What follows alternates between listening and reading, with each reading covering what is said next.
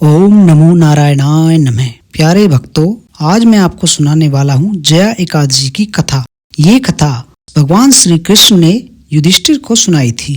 तो युधिष्ठिर भगवान श्री कृष्ण से पूछते हैं, भगवान कृपा करके यह बताइए कि माघ मास के शुक्ल पक्ष में कौन सी एकादशी होती है, उसकी विधि क्या है तथा उसमें किस देवता का पूजन किया जाता है। भगवान श्री कृष्ण बोले, राजेंद्र, माघ मास के शुक्ल पक्ष में जो एकादशी होती है उसका नाम जया है। वह सब पापों को हरने वाली उत्तम तिथि है। पवित्र होने के साथ ही पापों का नाश करने वाली तथा मनुष्य को भाग और मोक्ष प्रदान करने वाली है।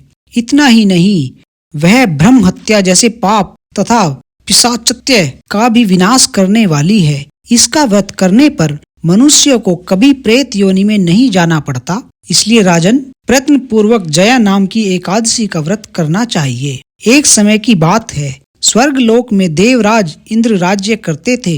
देवगण पारिजात वृक्षों से युक्त नंदन वन में अप्सराओं के साथ विहार कर रहे थे।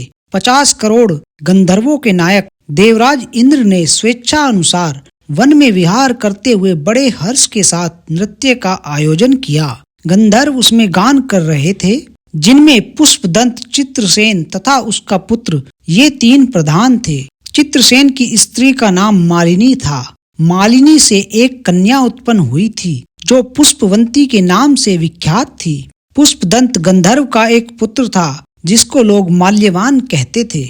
माल्यवान पुष्पवंती के रूप पर अत्यंत मोहित था। ये दोनों भी इंद्र के संतोषार्थ नृत्य करने के लिए आए थे। इन दोनों का गान हो रहा था। इनके साथ अप्सराएं भी थी। परस्पर अनुराग के कारण ये दोनों मोह के वशीभूत हो गए।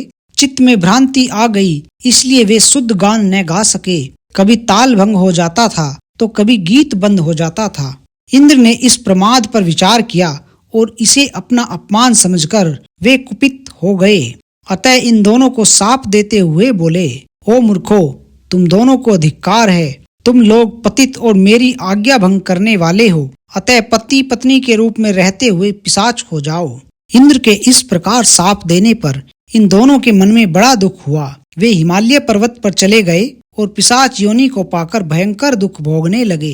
शारीरिक पातक से उत्पन्न ताप से पीड़ित होकर दोनों ही पर्वत की कंदराओं में विचरते रहते थे।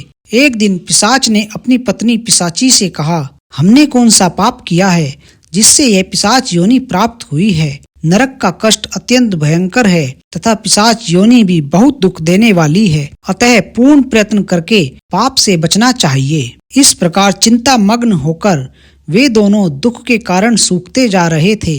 देव योग से उन्हें माघ मास के शुक्ल पक्ष की एकादशी की तिथि प्राप्त हो गई।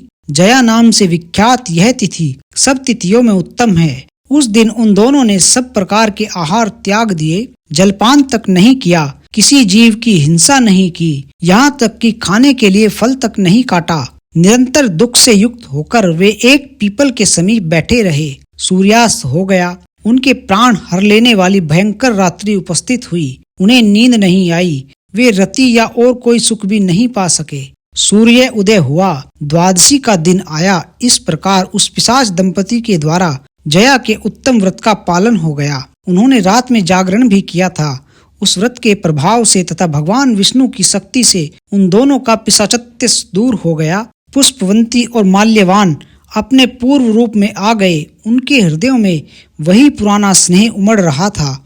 उनके शरीर पर पहले जैसे ही अलंकार शोभा पा रहे थे। ये दोनों मनोहर रूप धारण करके विमान पर बैठे और स्वर्ग लोक में चले गए। वहाँ देवराज इंद्र के सामने जाकर दोनों ने बड़ी प्रसन्नता के साथ उन्हें प्रणाम किया। उन्हें इस रूप में उपस्थित देखकर इंद्र को बड़ा विस्मय हुआ। उन्होंने पूछा, बताओ किस पुण्य के प्रभाव से तुम दोनों का पिशाचत्य दूर हुआ है। तुम मेरे शाप को प्राप्त हो चुके थे, फिर किस देवता ने तुम्हें उससे छुटकारा दिलाया है। माल्यवान बोला, स्वामिन, भगवान वासुदेव की कृपा तथा जया नामक एकादशी के व्रत से हमारा पिशाचत्य दूर हुआ है। इंद्र ने कहा, तो अब तुम दोनों मेरे कहने से सुधा पान करो। जो लोग एकादशी के व्रत में तत्पर और भगवान श्री कृष्ण के शरणागत होते हैं वे हमारे भी पूजनीय होते हैं। भगवान श्री कृष्ण कहते हैं, राजन, इस कारण एकादशी का व्रत करना चाहिए। नृपश्रेष्ठ, जया ब्रह्म हत्या का पाप भी दूर करने वाली है। जिसने जया का व्रत किया है उसने सब प्रकार के दान दे दिए और संपूर्ण यज्ञों का अनुष्ठान कर लिया। इस महात्म्य के पढ़ने और सुनने से अग्निष्टोम यज्ञ का फल मिलता है। इसी के साथ जया एकादशी की कथा समाप्त होती है। भगवान विष्णु की कृपा सभी भक्तों पर बनी रहे। ओम नमो नारायणाय नमः।